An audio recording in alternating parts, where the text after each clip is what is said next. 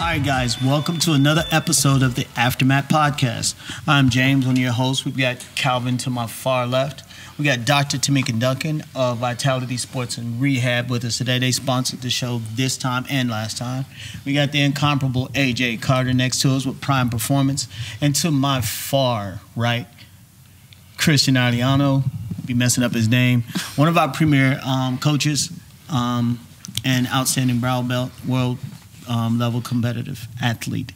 All right, so we thank you guys for coming in. I'm going to have to pay some bills in a little bit. But before we get to that, I'm very excited about this show for the guests that we have on it. We're going to be talking about a couple of things today. One of the things we're going to talk about, that's why we have a physical therapist on. We're going to talk about some preventive measures you can do so you don't get injured, because there's a ton of them that comes associated with Brazilian Jiu-Jitsu. We have a strength and conditioning coach with us that talks about, one, how you can get in better shape for the sport, as well as for those competitors. All right, so if you're going to compete, there's some things you can do to get a little bit better. We got Christian over here who can give us kind of his expertise. How long have you been actually training between wrestling and martial arts? Oh, man. 38 now, so about 20 years. No, more than that, about 22 years. Started when I was 16 in high school, got on the wrestling mat. Started a little bit late, but got into those tights, and then did that through college, then jumped into jiu-jitsu about 16, 17 years ago. All right, and so we'll get more into that, but the reason I wanted to bring that up is a lifetime of physical activity, pounding on the knees, breaks and stuff. So we're going to talk about all those things. So this is going to be a great episode. I'm hoping you guys get as much out of it as we plan to put into it. All right, so we're just going to jump into the topic. Dr. Duncan, tell me a little bit about who you are, what you've done, and all that good stuff. Hello, everyone. So thank you for having me on the show. My name is Dr. Tameka Duncan, physical therapist. I have been practicing for over 13 years. Background is orthopedics and sports rehab. I do have my own practice, Vitality Sport and Rehab. It's actually housed here at our facility, Henzo Gracie in Clarksville. And so my background, like I said, orthopedics, treat a lot of athletes. I have treated a lot of athletes. I'm the PT for, we have a Tennessee women's football team, football league here in the Nashville area, so I'm the PT for that. And yeah, just various orthopedic rehab, so cool. That's it, yeah. AJ. What's going on? Tell the world about you. Tell them what you are, what you've done, some exciting things you've done this year, and what you plan to do. All right, so as y'all know, I'm the strength and conditioning coach here at Henzo Gracie. I played college ball, so I've been playing ball, all my life. I got a master's degree in performance enhancement and coaching, so I really want to work with athletes individually, help them with their individual goals. Yeah, that's just my passion. I want to help people perform better. That's what I like to do. So, sounds good. So, once again, different ages, different athletes. We talk about some of the things we've seen and some of the things we're going. First of all, especially like someone like Christian, if you're working with someone that's, well, I'm older. I'm 50. I'll be 55 this year. But as older athletes, what are some of the things that we can look at as ways to prevent injury on the mats? All right, what are some of the different, bigger question, what's some of the differences? A lot of people think, okay, sports, all sports are the same. The injuries are not. Some of the injuries you've seen associated with jiu-jitsu, and some of the ways we can prevent that as we continue to train. I think the biggest thing, just all athletes, but just as your more mature athletes, is working on overall mobility. The biggest thing that I see from the jiu-jitsu athletes is lack of mobility. Of course, you want to maintain, you want to have that mobility, because within the sport, you're in various different movements and positions. And so, yes, I mean, from a physiological and a standpoint, the body can only go so much. But if you have a little bit more mobility, more flexibility, you're going to be that individual is going to be at a decreased risk of injury as compared to someone who lacks a lot more mobility.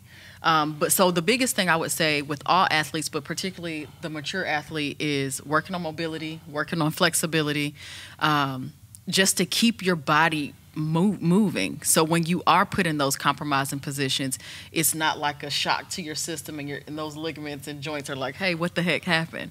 So biggest thing I would say, mobility and flexibility work. I will say I appreciate how you said the mature athlete. Yes. Yeah, I was just thinking that. Not the Hey, old I'm a athlete. mature athlete, the too. mature athlete. That made me feel real good. When she said that mobility, though, that I felt like she was attacking me, but we'll talk about that later. I'm gonna tell you this. Honestly, out of all my patients, men, I really think if y'all would just stretch more, like Look, literally mobility shut your for men. Mobility for men would prevent a lot of issues. Who brought her here? Saying those foul language. Being disrespectful on the mic. I tried stretching once. I ain't like it. Throwing the ball in your court there, Coach AJ. So you got me, and I've seen you working with Christian. What are some of the things you were working with, especially on a mature athlete? Just for those who know, quick shout out for Prime Performance. He's doing, if you're in the Clarkson-Montgomery County area and you're a competitor, $50 gets you 3 personal sessions with this man. It's a short time offer, so you might, if you're in this area, you might want to get on it as soon as possible. So you're working with a mature athlete like myself or Christian. What are some of the warm-ups? What are we looking to get into? How are you going to design our program? Well, one thing to feed off what Dr. Tameka was saying, I think one thing that I think is important for athletes to work on that we neglect a lot is unilateral training. So working on one-sided, because everybody has some type of muscle imbalance, and as we get over, we start to neglect, maybe our hamstrings are stronger than our quads or our knees are stronger than our hips. So just doing like one-sided movements, whether that's like single arm rows or a single leg squat, something to that effect. That's going to be really beneficial because it's going to help decrease the gap for you being injured, as well as working on, hip mobility or just any type of mobility, increasing that range of motion too. And back to what you were saying, so a proper warm-up for, let's say, strength and conditioning. All right, let's say I'm doing, it's a leg day, right?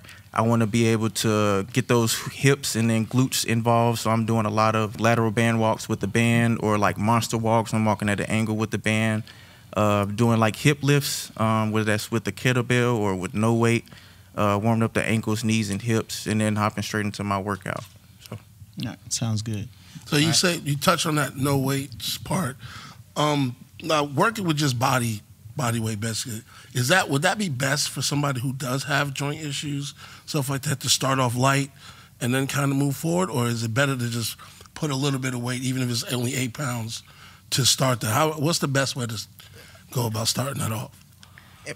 oh, you want to? We can piggyback it. Okay. I would say so from a physical therapy standpoint. My thing is this: if you can't actively move through range of motion without it hurting or it being an issue, you don't need the load. Does that make sense? So Yes. if I'm restricted with my hip mobility or restricted with my shoulder, if I need to work on getting that within normal limits first before I start to load it, because if not, then that's where we run our risk of injury. So it's just like, okay, if I'm restricted with my mobility, let me work on that with my body weight. As that gets better, okay, I can do that. Now let's actively load it and then really start to work on building that stability and then strength. So a lot of times, like, it's great because we kind of work well together. Like if AJ has an athlete, or we may see something and it's like, okay, hey, this person is I'm trying to work on strengthening or this, and it's just not responding. It may be something that I need to look at, see them for a couple visits to restore mobility, joint mobilization. It may be some nerves or something like that. They aren't firing properly. So then we could do some rehab, and then once they're where they need to be, then transition them back off to AJ to say, okay, hey, you can go ahead and finish up with your strength and conditioning. So. And one thing I would add is just for everybody, especially if you're starting off, is just to start slow. I think we live in a world nowadays where everybody, I guess I like to call it the fitness era. Everybody's trying to like work out and be a gym influencer nowadays. So they see everybody squatting 500 pounds, benching 600, 700-pound deadlift or whatever, and everybody's trying to be like that. But that person that did that, they started somewhere too. So I would just say, just start off slow, especially if you're just starting out. Sounds good. Okay. Throwing this one at Christian. So, if you don't mind, we talk a little bit about your rehab with your knees and everything else. So, will you give them a little background on it, and then kind of take them through the process of what you had to endure and where you're at now, and kind of where you want to go with your training and what you'd like to see happen? Yeah, well, I think the biggest thing, and I think AJ kind of mentioned it, is start slow. So, you don't have to always start at the very top. When you're trying to get back into it. I stupidly did that, so I could admit to saying that. I had a knee surgery. I think it was back in February, and I think I gave myself about 2 weeks off, 3 weeks off maybe, and then jumped back into a competition about 4 or 5 weeks after my surgery. Probably not the best idea, but I had already committed to it, and I told myself I'm going to do it anyways. Got re-injured, started rehabbing it a little bit, got back into it, got re-injured, and it was just kind of frustrating because in my head I was ready to go. I could do this, but my body told me no, I couldn't. So I took some time off and really just started the process slow. So I'm just now finally getting back to really just rewarming my body up and trying to get back to where I was. But I had to let myself. I really should have took probably 6 to 8 weeks off, like the doctor told me to do, which I didn't do. But that probably would have been best. But I did go see Tameka. She kind of helped me through some situations with that. And, the biggest thing was mobility. How do we get the mobility back, number one? Once we get the mobility back, now we can start doing these exercises that are going to allow us to build up, the strength in certain parts. Once we get that done, then now we can go back and work out like we used to. But, starting these steps, these baby steps, if you will, to that way kind of just bring you back to where you were, I think is more beneficial than, me trying to do it my way, which was just go out there and get back to it. So yeah, I could totally attest to that. All right. Now let's talk about that competition. Was that Pans? Yes. And how did you do? Was it Pans? Yeah, it was Pans, huh? I took second at Pans. So he's very modest. He took silver at Pans, people, with a jacked up knee. Right. Out of surgery. He came against doctor's orders, went to a major competition, and barely lost the last match to bring back a silver. So that's just a testament to this gentleman. He's a phenomenal athlete, very humble, because the first thing that would have came out of my mouth was, I went to Pans with a broke knee. And so kudos to him. But I wanted to share that story because even though I'm a little bit older, it's the same mindset. When you're an athlete, especially a top competitor, you want to go, all right? And most people stay injured because we don't take the time to heal. So also giving him kudos on what he said. He learned the hard way. And he's like, hey, I'm going to have to sit back so I can give the performance that I want later. All right? And then he also, once again, we got a nice little, so the cohesive team of Dr. Duncan and AJ, do you think by them being able, you having access to them, will that help you get to where you want to be for your next competition, which should be Worlds? Oh, yeah, absolutely. And I think just going in with just kind of a slower mindset, and if it means having to, which I have now, I've sat out a couple of the last tournaments we went to. I had to sit out the Nashville tournament, guys going to St. Louis, they did Indianapolis. So, sitting these out and just really not putting stress on my body, not forcing myself to do these, not putting myself out there and allowing myself to come back gradually. It's been rough, but, I have bigger goals in mind than just these. And if I want to, hit those goals, I'm going to have to sacrifice a little bit. So, it's not the most fun. It's not, going through this time period is not, I hate it. I absolutely hate it. But, it's what's best. So I'm not 21 anymore. So I've got to, got to listen to my body. Can awesome. I piggyback off that? Yeah. So one thing too, I think just like with Christian, like when you have those high level athletes, I think it's important to get connected to a PT or a strength and conditioning coach who actually works with athletes, because had you gone to like a traditional, not knocking our profession, but like a traditional, let's say just a traditional clinic who doesn't really work with high level athletes, they may have kind of progressed you a little bit slower. Now, as a therapist, yes, the goal is to progress you, but as a physical therapist who works with athletes, and I'm active myself, I grew up as an athlete, I understand that mentality. It's like, man, I cannot participate in the activity that I want to. So mentally, the mental toll, but just understanding that as a therapist, my perspective for you is to get you healthy and to get you healthy as quickly as possible. And so like I always let people know, if I'm saying, hey, I don't think you should do this match or compete, it's not because I don't want you to or we don't want you to. It's because I know if you get out here on this mat, you will jeopardize that knee, and now you're going to set yourself back an additional 3, 4, 5, 6 weeks where, dang it, you could have been better in 4. So, but I just wanted to say, I think it's really important to make sure you're connected with the PT or a professional that has that really understands the mindset of competitive sport or being a competitive athlete, to do their best to get you back to where you want to be quicker, but at the same time safely. So let me ask this. When it comes to the injuries, like I don't know, Chris, I don't know if your injury was something that happened only after sports, whatever. Like, let's say like my knee, I had Osgood-Schlatt's disease when I was young, so that my shin grew faster than my thigh type thing. So now that's just been with me for life since I was a little kid. Mm-hmm. Is that something different that you would approach differently because it's something that I was born with, as opposed to getting it on the mat? Would you handle that differently, or do you approach them the same as just a knee injury is a knee injury? Yeah, so for that, something that you dealt with your entire life, that's something like I would like to see you like before. Okay, hey, I like to do jiu-jitsu. I just want to see if there's anything you would recommend. Biggest thing I would do is look at mobility, assess your strength. And so I offer like recovery sessions, I offer injury prevention. So in that injury prevention, it would be, let me assess your mobility, let me assess your strength, knowing what your sport is. Okay, knowing what your sport is, looking at what I see. If I see any deficit, whether it be range of motion, I know, one of the biggest common things that I see out here is ACL or, knee injuries. Yeah. So if I see, okay, hey, there's a deficit here, incorporate this into your training. Or if you're working with AJ, hey, I saw this individual needs to work on this to try to prevent the risk of injury. So to answer your question, you may require more preventative measure. So, okay, hey, we know we have an underlying issue. Right. To try to prevent that from flaring up, we need to keep this strong. We need to make sure that your mobility in your hips are fine, your mobility in your knee is fine. For someone who may have more of an acute injury, like, okay, hey, they got on the mat and they hurt themselves, then that is calling for a whole process of rehab. So now we got to go through the process of calming pain down. As pain calms down, now restoring range of motion, now going through strengthening, now going back to returning to functional movement, then getting back to the return to sport. Right, so it's a slightly different approach. Okay, yeah, that's interesting. Interesting. So, nice.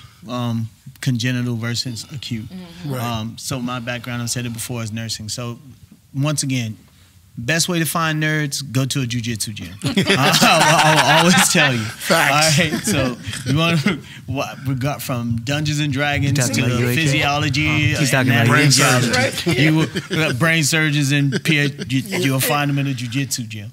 All right, so good topic. I also wanted to talk about a couple of different things that we come through. So just talk injuries. Some of the injuries you've seen or have had occur from wrestling and jiu-jitsu. Let's see. Knees are probably I would say the most injuries I've seen come from knees. Knees and shoulders, I think. I think it's your strongest joints probably. And you guys could correct me if I'm wrong, but when it comes to loading weight, it's probably where we put our most stresses because it's some of our biggest muscles, our backs, our shoulders, our legs, obviously. But we think that sometimes they're kind of invincible. And you sometimes load up some weight on your thighs, your hips, doing certain positions, and your knees give out. Obviously your knees aren't as strong as your hips. So, knee injuries are huge, and that's, AJ could probably test this too in football. It's just a weaker part of our leg structure that something's got to give. For me, for wrestling, I've gone through two major shoulder injuries, I guess now. One I had surgery on, and then 2 knee surgeries. So, for me, those are kind of, for me, I think we see a lot of those, especially with joint manipulations, the scrambling that'll happen on a mat. Legs get caught, knees get caught, shoulders get twisted and pulled. There's always something. AJ, injuries. I know you play football and stuff, but yeah, common injuries you've seen or had to deal with, or even help some people deal with. Like he was saying, knees, especially playing on like turf. In my opinion, I think the worst. I think football should be played on real grass, but that's just in my opinion. But yeah, that concussions, obviously playing football, coming down the middle, somebody gonna knock your head off eventually. I think everybody just everybody's been through that. But one thing to prevent that, especially like preventing head injuries, I know you probably you said you had a problem with it, but like shrugs, simple stuff like that, strengthen up the neck, and then like the knees. Like I was saying earlier, like unilateral exercises, do I have a muscle imbalance? Is my quad stronger than my hamstring? Or is my hip stronger than my knee? All right, one can be pulling on the other. So just doing like exercises like that can help prevent or at least decrease the chances of you injuring maybe an ACL or you're getting a concussion. So, No. What about neck injuries? That I forgot. I tried to erase this out of my memory, but that was my first major. We'll just call it a career-ending injury, and they told me to never do any kind of combative sport again. And I was like, "There's absolutely no way." So I listened to the doctor. There's some things I listen to doctors for. Some things I don't. I'm not gonna lie. And I listened to the doctor this one, and so 2 years goes by, and it was a bad neck injury. I was pretty much like getting weak in all my limbs, and just it felt like someone was shocking me with like a cattle prod. So I was like, okay, there's got to be something here. And he was like, we got to fuse your neck together. And I was like, there's no way. So I went to like 3 or 4 different doctors until finally one of the doctors said, no, we don't have to fuse it. And I was like, cool, that's the doctor I'm listening to. I just, that was the answer I wanted to hear. I didn't want my neck to be fused. Anyways, fast forward 2 years, back on the mats. My spine's obviously not where it used to be, but I guess what kind of stuff what can people do to either strengthen it or create the mobility in their neck, the strength in their neck that could help prevent those kind of things? Because wrestling and jiu-jitsu neck injuries, huge. We get that calcified bones together, pinching those nerves, and I don't know what can we do for that. Go ahead. No, you got it. I think just again, kind of going back to overall mobility. So, just range of motion. So, if you're noticing that, let's say, just gentle range of motion, looking to the right, looking to the left, looking up and down. If you're feeling that you're getting stiff, if you're much stiffer in those, let's say, okay, hey, this month I was fine, and then I reassess that next month and like, ooh, okay, I'm feeling a little stiff, and I'm noticing I'm getting a little, every now and then I'm getting a little tingling down my arm. I think the biggest thing is if we pay attention to the body trying to tell us, hey, something's going on, and then going somewhere and getting it addressed, like me, a physical therapist, sometimes it's something as simple as, hey, I just need to work on your neck, just restore some mobility, quick in and out, 30, 60-minute session, incorporate this into your training, you're good. But it's when I feel this stiffness coming on, and then, dang it, I have this tingling as well. A month and 2 has passed, and then I'm still playing on, or competing on it. And now something that could have been resolved in 1 or 2 sessions then becomes a radiculopathy where you're getting all those symptoms down your arm. She's talking about me right now. I was going to say, she's talking about James last year going through all that? Yeah, she's talking about me right now. I'm talking about everybody. So if you're not sure, just go get it checked out. Just go get it checked out. No, I will say, actually, my lesson. neck is fractured. Much like Christian, I went to the physician. He's like, you've got to give up jiu-jitsu. I was like, yeah, that's not happening. He's like, no, you got 3 of them that are out of place. And I'm like, okay, that's cool. Got a second opinion, and one, the guy cracked me up because he was like, okay, I don't want any overhead movements. He said, but you have decent-sized traps. And she had talked about it. So you have the musculature there to basically act as a neck brace. Mm-hmm. So he said, find a way to do more shrugs with a lighter weight to build these up, to stabilize your neck. He said, then don't get stacked. I'm like, easy enough. I'm like, that makes sense because I noticed you've been walking around like this lately. But that's because my neck is sore again. But honestly, once he said that, so things that I went to her is posture. Mm-hmm. All right, and because I wanted to get into gait analysis, and we're going to talk about that too. So the great thing about being in between these two people or coming to this facility, if you're in the Clarksville-Montgomery County area, a lot of times I will eyeball you coming in. They've seen me do it. I'll look at your gait, all right, the way you're walking, all right, just stomping. Most people stomp and you walk like a caveman. You're humped over. Your spine is not erect. You're slamming all that PSI from your knees up into your hips because you don't know how to walk from heel to toe. All right? That's a simple thing, a gait analysis. Either any 3 of us will catch you and can fix it there. I make the morning class stand. Hips over knees, knees over ankles, chest over those. Just stand up and erect your spine. And the guy's like, man, my back stopped hurting. I said, yeah, but it's going to start again as soon as you walk out. And he's like, why? and then they go back to caveman mode. Blum, blum, blum. If you have a PT, talk to him. You've got a strength and conditioning coach, talk to him. But if you don't, and you're in this area, I have two of the best. And I'm not just talking about around here, I'm talking about period. Come in here and talk to us. We'll get you squared away. For those of you who are here and you're not taking advantage of all the services up under this roof, that's on you. All right? One of the reasons I have Christian here, he's one of our most highly decorated athletes. He's also a mature athlete like myself. We're sitting here telling you from experience. We use their services because you realize that after a certain while, like you said, when you're no longer 20-something, you don't just get up and go. You get up and you sound like a transformer. It's like, so it's like, dang, what happened? Happened to me on the mat. My whole knee just blew out. Vic was like, come here. I said, okay. And then my knee was like, nah. And I had to sit there because I just couldn't move. These things are going to happen. Jiu-Jitsu is a gentle art. It is not a gentle sport. It takes a toll on your body, especially if you try to be a competitor. So do the things that you need to do to have higher efficiency, economy of motion, especially when they're right here available to you. You have a strength and conditioning coach. We have a physical therapist. We're going to get into some other things, talking about your diet and nutrition.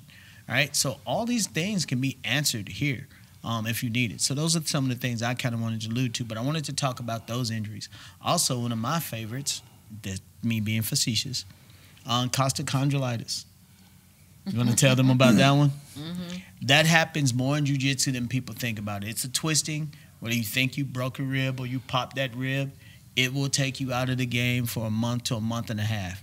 You want to break your rib as opposed to just having this separation. I'm going to let her break it down and tell you what it is. And actually, can you tell them some of the ways they can avoid it and treat it? We actually had it happen today. That's another reason, another reason why I brought it up. So costochondritis, it's basically like you have our ribs come together and they attach to the sternum, which is your chest bone. But basically, it's an inflammation of that connection. So it literally will feel like it's just painful. Anytime you have any injury to your ribs, they hurt. People don't realize how active our ribs are. We breathe, you cough, you laugh. The ribs are always moving. So if you have an inflammation or irritation there, it just hurts. It's painful. It's painful. Some of the things, like for me as a therapist, like when somebody comes in with that, again, just assessing. Sometimes, again, because ribs move up and down as we talk, as we breathe. Sometimes I have to do mobilization work to them. You got to, sometimes it's brace. It just depends on how severe it is. But a lot of times, from a therapy standpoint, doing some gentle mobilization work, may have to go in there and do some gentle massage to like the intercostals, which are the small muscles between the ribs, working on thoracic mobility, shoulder range of motion, breathing. So it just depends on how they present, but it can be very painful.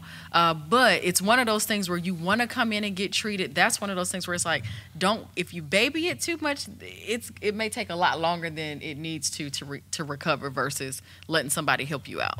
But it can be painful and scary. Some people think it's like a heart attack or, depending on where you're feeling it. So, yeah. It'll definitely take your breath away. Yeah. Or you can be like Christian and just shrug it off and go compete. No. Like, I got what's limits. wrong? I got another one. I'm good. So that's the same. I got my limits. Like, I usually get this cramp they call it a runner's cramp, and I don't run. I don't run nowhere. So I don't know why I get it. They should leave me alone. It's just like right up my side. Like I have to stand up against the wall and put both my hands up and just stay there. It'd be like midnight. I'd just be standing there looking crazy. Tell me how that goes away, please. It depends. I hate that answer, but it depends. It's insane. It depends on what's causing it. So it could be. Them, they're doing it. Hey, first, you gotta make an appointment. Right. Step one, you gotta make an appointment. I was about to say the same. Don't give them no secrets. Step one, pick up the phone. Step two. Right.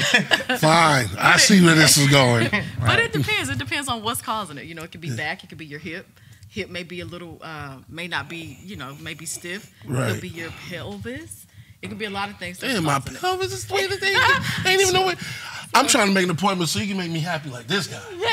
It's his face, he looks real happy. Like his appointment, that paid off for him. Whatever you're doing. And Professor Don Briss has been called out yet again. I'm just saying, he about to. Ooh. She I got love him, that boy. pitch. She got him. But I will say this: you just helped me go to the next thing that I wanted to bring up with these two. Talking about posterior chains, the hip, glute, and pelvic connection.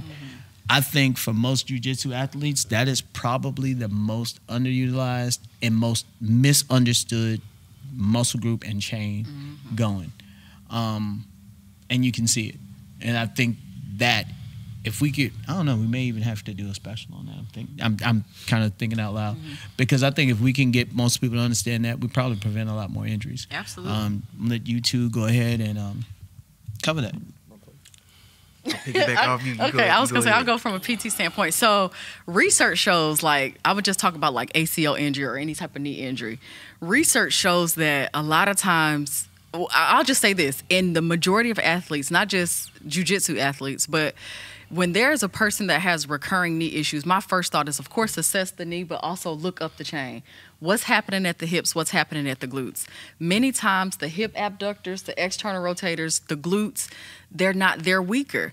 And so if you think about it, like the hips play, that's our stability. So if my hips are not strong, if they're not stabilizing me like I need to, everything else below that is going to be off kilter. So if my hips are not strong, my knees are going to take more of an impact. The ankles are going to take more of an impact. If you have weak not weak ankles, but weak ankles, but decreased range of motion in your ankles. What's above that? Your knees, So, but hips, man, hips are so important and people neglect it. And I'm not talking about just like squats or bridges. I'm talking about those finite movements like AJ was talking about, side steps, monster walks. I'll get you in the room and assess mobility first, and then we're starting out with bridges. We're starting out with straight leg raises. We're starting off with clamshells because sometimes people don't even know how to truly activate or fire the muscle.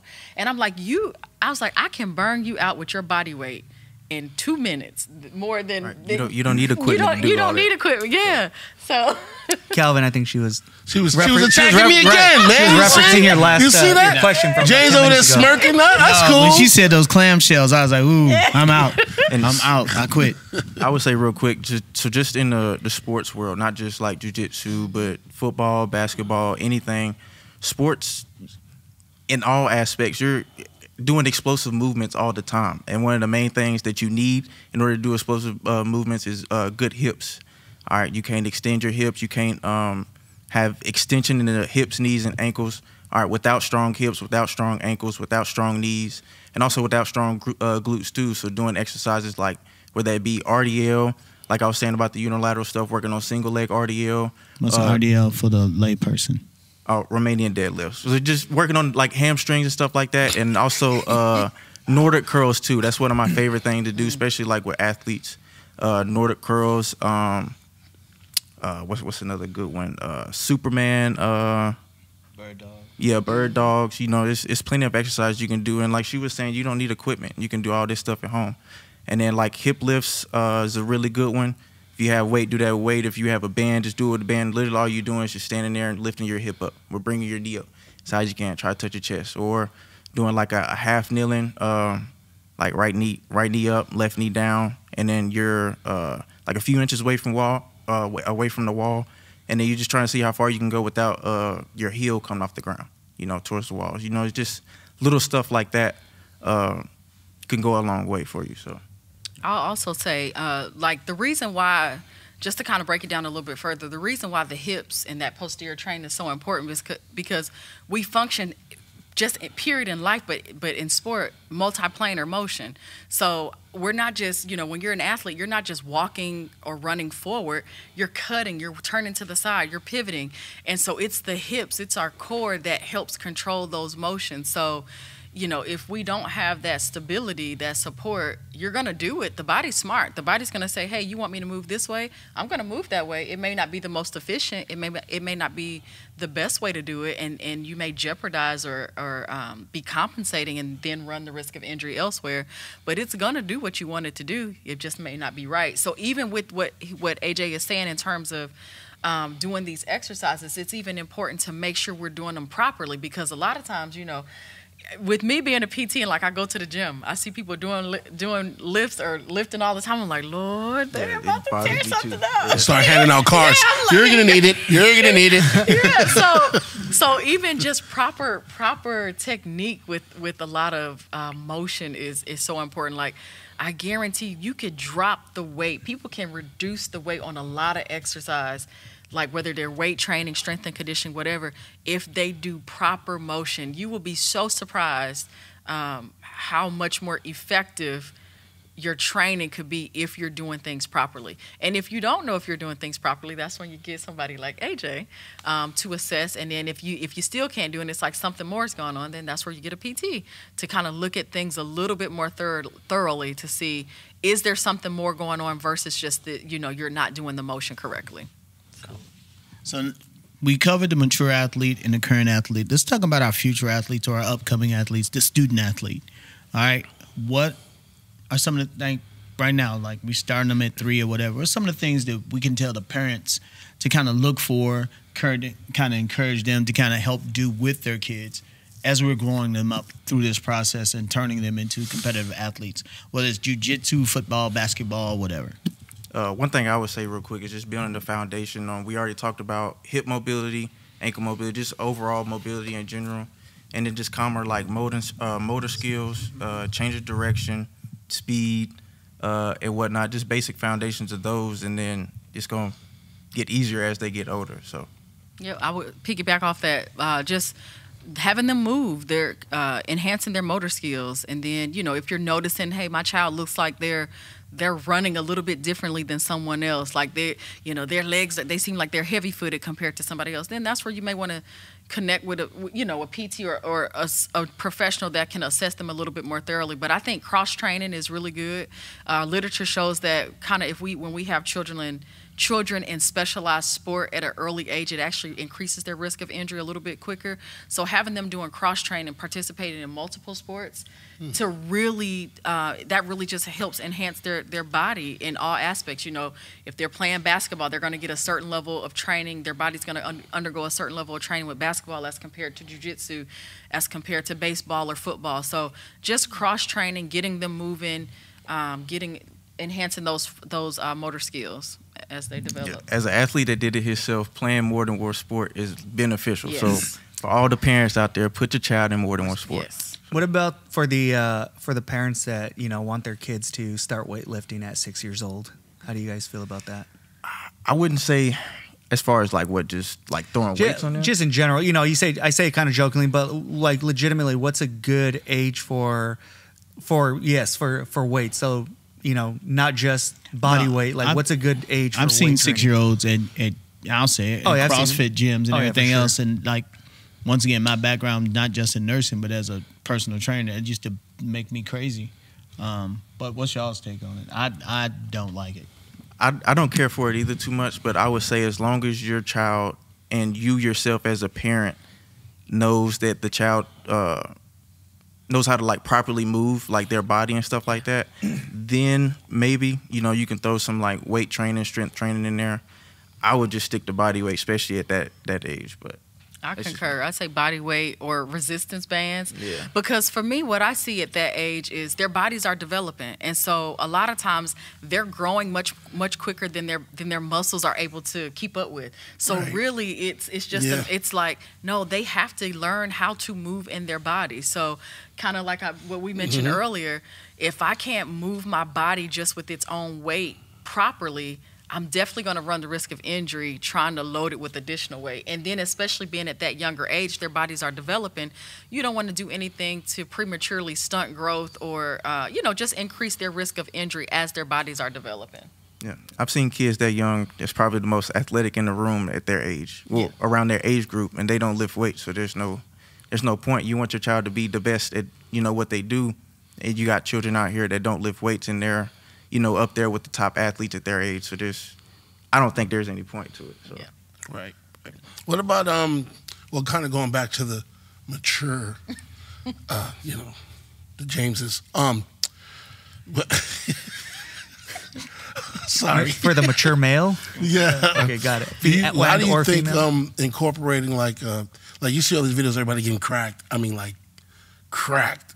Like, how does that, you think, how many times should somebody do that, if any, as along their journey here? Yeah, so that's joint manipulation. So, I mean, you can get a manipulation done right now and then get another one done in an hour. You know what I mean? It just depends. But that kind of goes to mobility. That addresses mobility, more so joint mobility. So that's like if your spine is stiff, if your elbows are stiff, and general stretching isn't helping, that's where you may need the hands of a professional to get in there and really restore the motion at the joint level. And so that's what that is. Okay. It's because they sound, sometimes I'll be like, man. So, now I'm gonna say some of it is for theatrics. I'm like, man, you gotta be kidding me with that, because I don't know if I want you to put something on my neck and yank me. And sometimes it's not appropriate. Like that's what me and Christian are here for. Right. Yeah. So do it for free.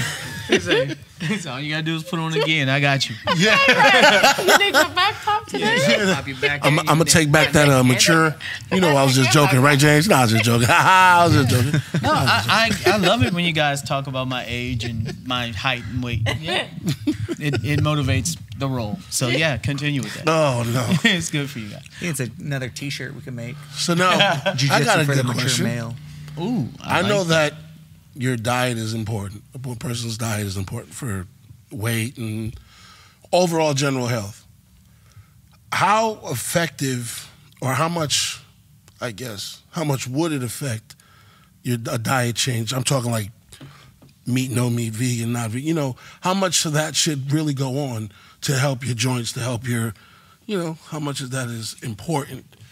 Besides the weight loss. You see what I'm saying? Because I see, like I said, everybody's got a plan. You mean as far as like recovery or something? Yeah, recovery, you know, as far as, you know, keeping your joints healthy and stuff like that. Like how much of that is also based on what you're putting into your body and not only what you're doing to your body at the gym? I would say real quick, the number one tool of recovery is sleep. So prioritizing sleep is going to be important. Like, are you getting 7? I would say at least 7. I would say 8, but if you can get 7, get 7. You can get 8. That's awesome. But 7 to 8 hours of sleep a night, and not just, you know, that night, and then I get maybe 4 hours the next night. Like 7 hours of sleep, like consistently, like on a consistent basis. I did a research study in college, and literally over the weekend, they had these pool of, it was different people. Active duty athletes, track athletes, you know, soccer players. They got an extra 90 minutes of sleep, whether that was like napping during the day or just like at night. And their reaction time, their sprint time, their strength, you know, went up. May not have been like a little bit just because it was over the weekend, but that just goes to show you how much like a little bit over the week, you know, a weekend could do just by increasing your sleep. So sleep is going to be like the number one tool of recovery. And number 2, I would say, is probably like hydration. Like, are you drinking enough water? Right? You got to like lubricate your body. You got to get your joints working, muscles working, and stuff like that. And then as far as nutrition go, I would probably say that's number 3. Not to say that's, you know, at the bottom of the list, but nutrition is just as important as anything else. But what are you putting in your body? You get in what you put in. Are you putting the right foods in your body?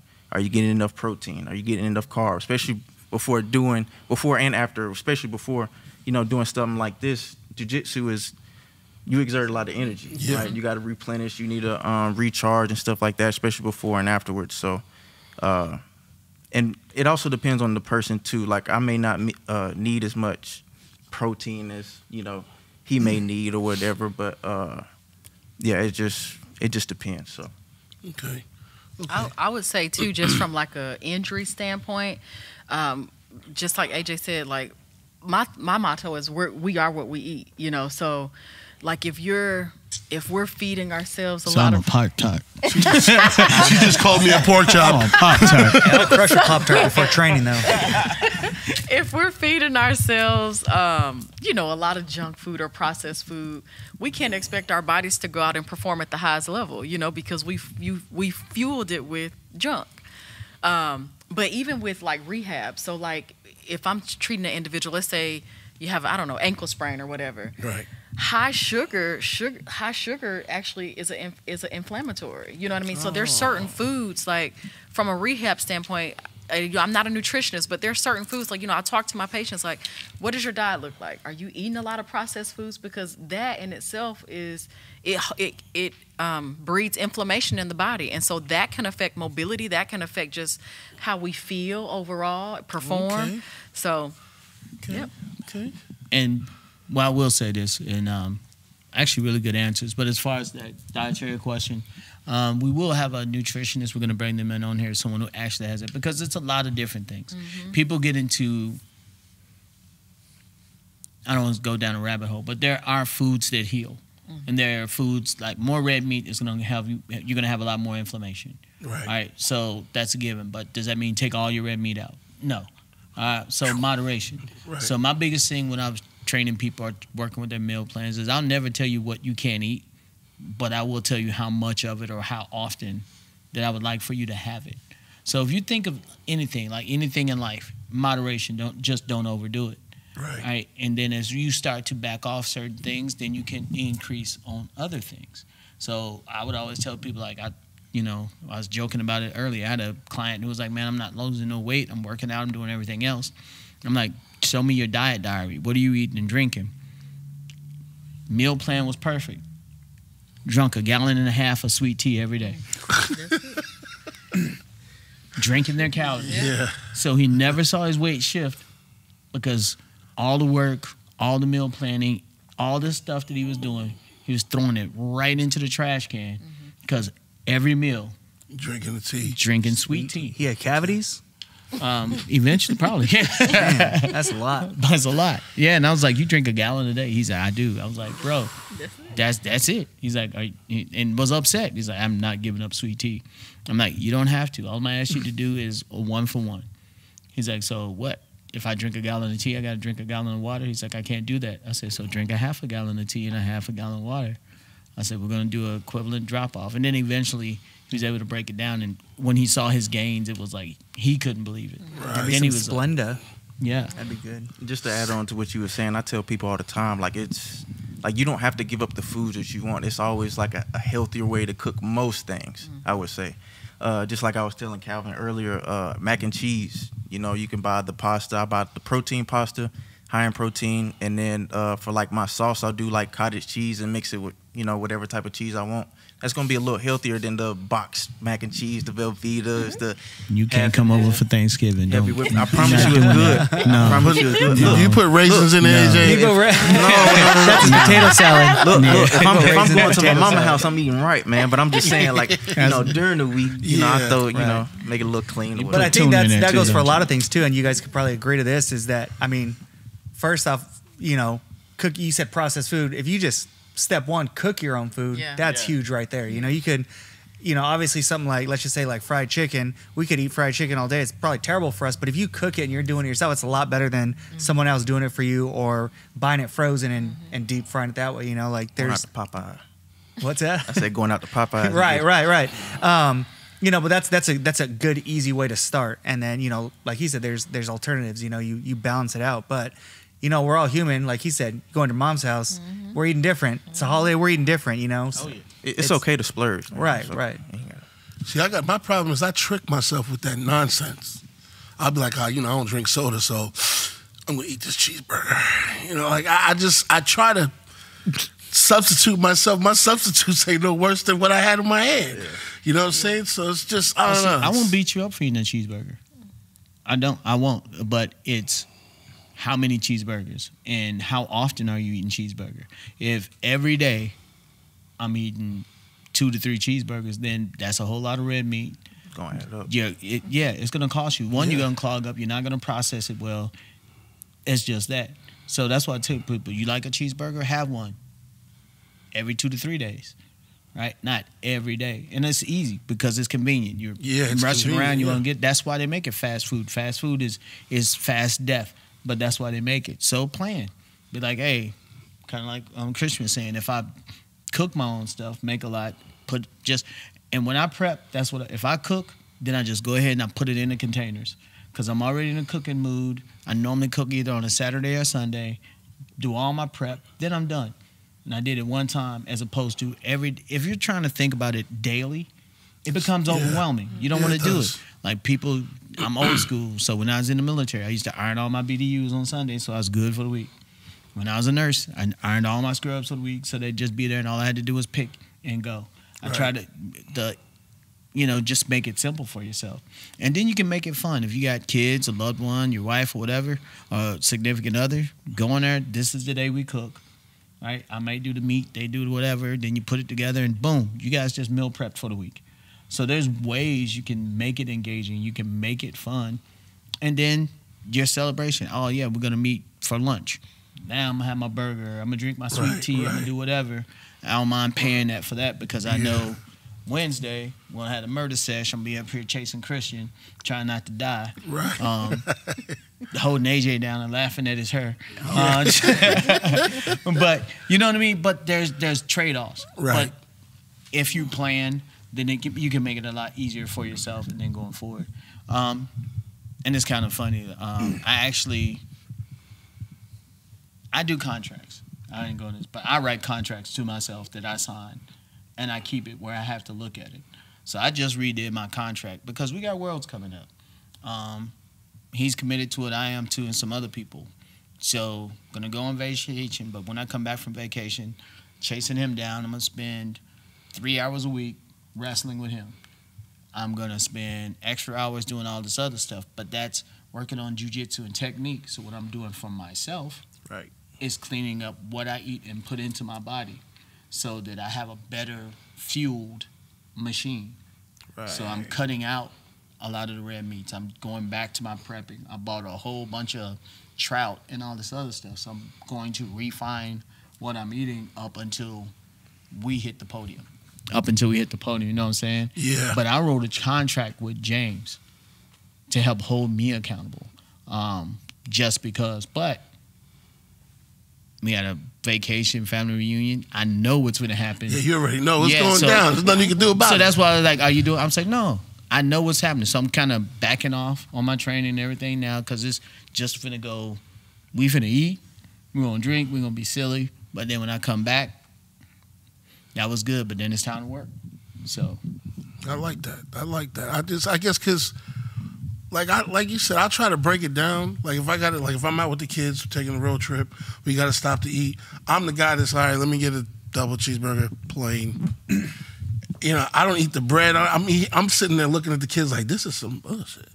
Well, that is, but why would you do that to yourself? I don't know. I'm trying to not be this. Yeah. You might as well go all in. No, because seriously, if you're going to do it, then you eat it, but you just figure out, all right, so later I'm either going to do extra workout or when I can, then I'm going to back off on something. That's a trade-off. But I think like James said, like you create a contract. It doesn't have to, obviously he does it the way that suits him, but, some people will do, hey, Monday through Friday, I stick to this. So on the weekends, I could enjoy stuff with my family. I could, enjoy this time when we go out to eat at the restaurant. But, I look at it, and I'm not a nutritionist in any way, but I have dialed into my body when, if somebody said, hey, go lose 10 pounds in 20 days, 10 days, I'll do it easy. I have no problem doing it. But I'm dialed in with my own body on what my body needs. Right. And by that, it's just shifting, little shifts that allow me to make those changes. So again, sometimes it's I'm going to cook during the week so I could have that, those moments. Sometimes it's sometimes you can't do it. Sometimes you got to be strong. Me and my brother made a bet one time in high school, and it was who could go the longest without drinking soda. And we're about 25 years deep now, 30 years deep now. And that's amazing. Yeah, one day we just cut it out. And my dad would buy soda in high school. And till this day, like, we've both at some point broke, right? Like, at some point, I think we were like, I don't know, 27, 28 years old. We were at this brewery, and they had homemade root beer. And I would tell my brother, I was like, you want to try it. You want to try it. And he was like, you know what? Yeah, I'm going to try it. But till this day, like, we both don't buy soda. There's never soda. If there's soda in our house, it's because somebody else brought it. Yeah, for the kids. We lost the taste for it, really. And so, again, like, I'll have a ginger ale if it's somewhere, there's different mixed drinks, whatever, but it just does nothing for me. And it all started with that, like, initial discipline of let's make a bet. Let's sign this contract that we're not going to do it. Yeah, but see, like, with you, like, you guys, like, certain people can just stop little stuff. I'm not drinking no more soda, or I'm not. But and that's the main thing that made me realize that everybody 100% is for sure not on the same level. Because I don't drink soda, period. I just don't. It's not working. You know what I'm saying? But everybody's different, too. But yeah, Everybody that's what I'm has saying. So then their I have, things. like, because I could, like I was telling Christian earlier, I could eat a plate of rice, beans, and avocado and be completely satisfied. Because, I mean, I'm Puerto Rican, so that's, to me, I'm cool with that. But other people, they use that as a meal plan. Like, oh, man, if you're eating that, your proteins are through the roof. No, it's not. It's not working out for me like it did you. So I guess you got to keep trying until you, hit your stride. You know what's wild? There's some. I think I forget what one of those companies that does the ancestry. I forget which one it is, but there's something similar like that where they'll dial into where you're The region you're from. Yeah, the region you're from, and the diet you best perform on based on the region you're from. You know, we're all from different areas. We all come from different areas. You know, some people live off primarily meat. There's cultures out there that they're living off of, you know, just straight plants, and it's the same plant. So what they basically do is they'll find out where your ancestors are from and what diet best suits you based on your DNA, basically. So and you know, they go pretty deep into it. Based on your DNA, this is how much you should be, and this is the type of foods you should be eating, because that's, you know, your ancestors were eating just fish or just rice or just that, you know, so they really dial it in down to that level. It's pretty. Wow, that's, I mean, I do that, but I don't know how they're going to get food from Krypton. One thing I would say, though, real quick, is just to keep it simple. And then, like James was saying, just eat in moderation, too. All right, if you have to question yourself if you should be eating that or not, you probably shouldn't be eating it. Thanks, AJ. Val. I'm just Wow. saying. No, you know. Wow. Most people know. Yeah, AJ's right. Most people know. You can Yeah. look at something like, Yeah. yeah, this ain't good for me, Yeah. but you know what? I'm going to do it anyways. Yeah. And then also, like, back to the meal prepping, like, I hear a lot of people say it's, like, very, like, time consuming. It is, but, like, think about it, if I'm cooking for 4 days, I can't sacrifice 2 hours that Sunday or whatever and last me to that Wednesday or Thursday. So you got to think about it like that. Like, I'm sacrificing 2 hours for the week, for the next, like, 3 or 4 days to cook. So. And then one thing I'll say is, one of my coaches told me this years ago, if you fail to plan, you plan to fail. So in terms of, you know, just meal planning, like I went out of town this weekend. I usually meal prep. I did not meal prep my food on Sunday. And so this week I was running around with a chicken with my head cut off because I'm like, dang it, I did not plan meal prep. So I planned to fail this week. What did I do? I had to go to different places to get food to try to fit my plan because I didn't take that time out. And then the one other thing I'll say about this, again, I'm not a nutritionist as well, but I think a lot of times we are not eating enough. So if you think about our bodies being like, I think of it like a fire, you know, and to keep that fire burning, you got to keep feeding it fuel. Sometimes we're not feeding our bodies enough, and so the body kind of goes into starvation mode and it holds on to everything. So, you know, a lot of times, like if you connect with a nutritionist or a dietitian, that may be one of the things they look at. You may not be eating enough because the body's like, hey, I'm in starvation mode, so I'm not going to lose anything. But as you start, and it's contrary to what people believe, but as you start feeding yourself more, I have a background in bodybuilding, so I learned that very early. It's like, man, you want me to eat all this food, but yet I was dropping weight like crazy. So I think that can be a big misconception as well. We feel like we have to deprive ourselves of the amount, but actually, a lot of us probably need to eat a little bit more for the body to do more it. of the right stuff. The right food, yes. More of the right stuff. Absolutely. Yeah, I was about to go get a gallon of No, ice. more of the right food. More of the right stuff. Like, because AJ earlier was talking about fasting, and it's interesting because for me, just piggybacking off what you like, things are different. I don't think fasting would work for me, only because I used to work construction a long time. I wake up early in the morning. I would bring a gallon of water to work because I'm outside. And sometimes I wouldn't eat till 1, 2 o'clock. But that's because I'm just busy digging ditches or riding equipment. And I never dropped any weight. You know, it wasn't anything significant, like, oh, damn, I'm losing weight. So I don't know, like, if fasting would even, or it could have been that because when I did eat, I went overboard, or I don't know. But, you know what I'm saying? So I don't know if somebody wants to fast, how do you recommend starting that? Well, there's a lot of variables to go into fasting. There's intermittent fasting and a whole bunch of other things that we could get into, but I'm definitely not going to go down that rabbit hole. Because there's a lot of ways you can do it. Right. And it is there's your body type. I even like what Christian had alluded to, even your genealogy. All those factors can tie into what you need to do, which is why I keep deferring to getting with a nutritionist or a dietitian, getting with somebody who's going to take that time to actually help you meal plan. There's things you can do to cover the surface, but bottom line, you know your body, and if these things aren't working, then we try to find what can work for you and go. For some people that I've helped unlock the little mystery with that, it was simply going, dang, my times are actually 1 to 8. Eating 1 to 8 and then shutting off for the rest of the day. They started seeing more.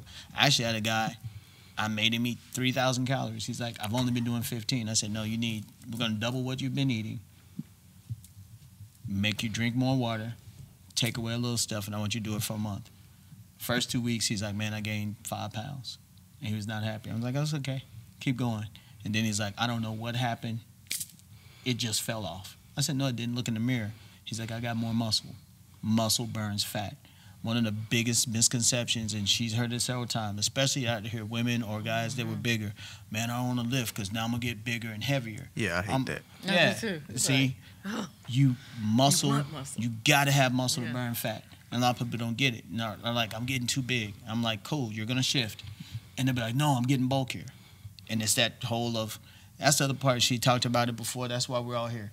He's a coach is why. You have to have someone that's going to look at you and be like, stay the course, you're fine.